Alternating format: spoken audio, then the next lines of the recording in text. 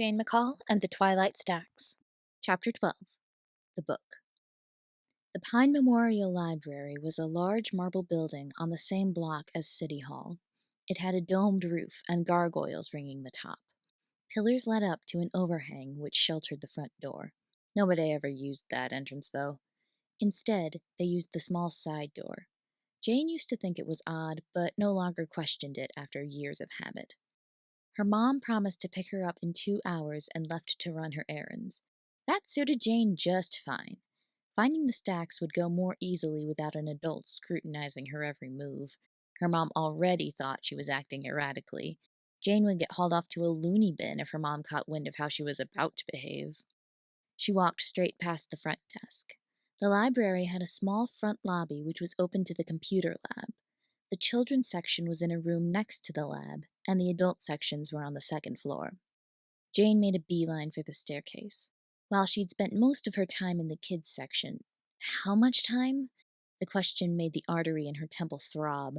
A book containing information about what to do in event of impalement was most likely to be found in the adult nonfiction section. Jane stepped out of the stairwell into a large, warmly lit room. A waist-high desk large enough for 2 people was in front of her and to the right. The rest of the room was filled with 7-foot-tall bookshelves perpendicular to the desk. Fantasy was closer to the stairs, and nonfiction was at the back of the room. Jane had never bothered to learn the Dewey Decimal System. She wasn't even sure the Pine used it. But helpful signs on the shelving units and a bit of wandering eventually led her to the books about medicine. She was prepared this time. Instead of casting the same spell she'd cast in the Fairwood Middle Library, she pulled out the compass. She'd spent most of gym class devising a spell which wouldn't drain her too badly while still helping her find the correct book. It was a combined transformation information spell. Though, considering she was imbuing an object with magic, it might be considered more of an enchantment. Whatever. Jane's power, Jane's classification system. At least until she found a witch or a way to teach her. She glanced right-left down the aisle in case anyone was looking her way. Nobody was, and she realized how suspicious she appeared. With a grimace, she swapped her cuff to her left wrist and whispered the word to free her magic.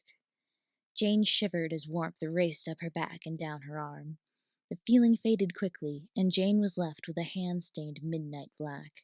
She flexed her fingers to watch the play of blues and greens dance across her knuckles.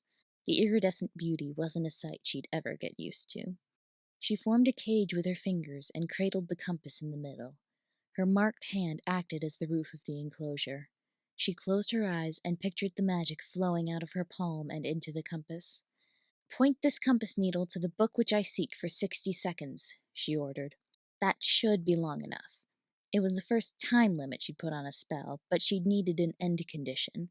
Her prior experiments had those built in, all but the fireball incident, and she didn't want a repeat of that. She felt the magic welling in the center of her hand. It felt like a liquid, as though she'd developed a blister. A burning blister. This was alarming, and the pain was getting worse. She winced and pushed the power out. It passed through her skin with a sensation that made Jane shudder and dropped onto the compass's face. She pulled her hand away to see a dark liquid seeping through the glass and coating the needle. It turned the silver metal into a black the same shade as Jane's witch mark. Jane was as tired as if she'd transfigured a kiwi and flipped 5 cards right after, but her magic wasn't draining as it had during the fireball disaster. She counted it as a win. The needle quivered once, twice, then slowly rotated until it pointed northwest. Left front, from Jane's perspective. She moved the compass to the left, and the angle decreased. Bits of silver were starting to glint through the black. She had to hurry.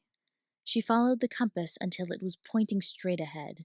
The needle was indicating a book Jane had seen in the school library, A History of Vital Signs.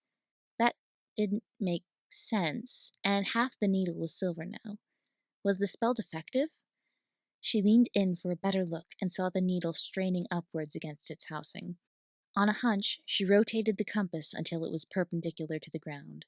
The needle snapped to a 50-degree angle. Of course! The compass operated horizontally, and the library shelves were a vertical space. No wonder things had been wonky. Next time, Jane would use a pendulum. She chose not to acknowledge how witchy that was. She pulled the book the compass was indicating off the shelf. First Aid and Emergency Medicine. It was a small paperback, and Jane couldn't recall seeing it before. Of course, that didn't mean she hadn't. She moved the book in a circle around the compass.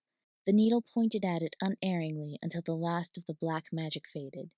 Jane was left with a perfectly ordinary compass in one hand and a book in the other. She really hoped her spell had worked because she wouldn't have recovered enough power to recast it by the time her mom came to pick her up. Her reserves filled quickly, but not that quickly. She flipped to the table of contents, found the chapter on stab wounds, and started to read. The text was tiny. Jane had always been nearsighted, but she found herself squinting at the words. Not only that, but it was dense and dry. Jane had no idea someone could make massive exsanguination sound about as exciting as doing taxes, but this author managed it. She was almost impressed. She was 5 minutes away from giving up when a phrase caught her eye.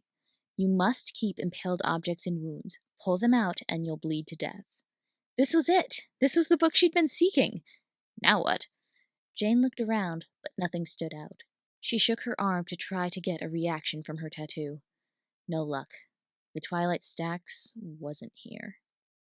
Queries, kudos, or concerns? Like, comment, and subscribe. Thanks for listening.